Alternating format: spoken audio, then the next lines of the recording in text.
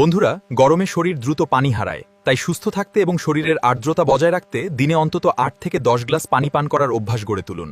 শরবত, লেবুর শরবত, ডাবের পানি, ওরাল স্যালাইনও ভালো, এগুলো পান করতে পারেন।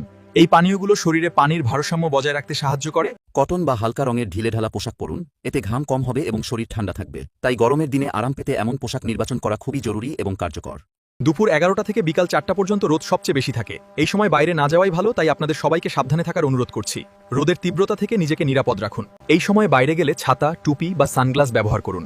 রোদ থেকে নিজেকে রক্ষা করা খুব জরুরি, তাই বাইরে বের হওয়ার আগে অবশ্যই এই জিনিসগুলো সাথে রাখতে ভুলবেন না।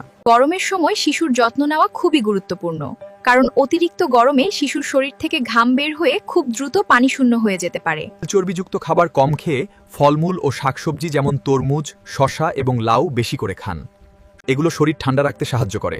সম্ভব হলে দিনে 2 বার গোসল করুন। শরীরের তাপমাত্রা স্বাভাবিক রাখতে প্রচুর পরিমাণে পানি পান করুন এবং সবসময় হালকা সুতির পোশাক পরার চেষ্টা করুন। অতিরিক্ত গরমে মাথা ঘোরা, বমি বা দুর্বলতা অনুভব করলে দ্রুত কোনো ঠান্ডা জায়গায় চলে যান এবং পর্যাপ্ত পরিমাণে পানি পান করে শরীরকে সুস্থ ও শীতল রাখার চেষ্টা করুন।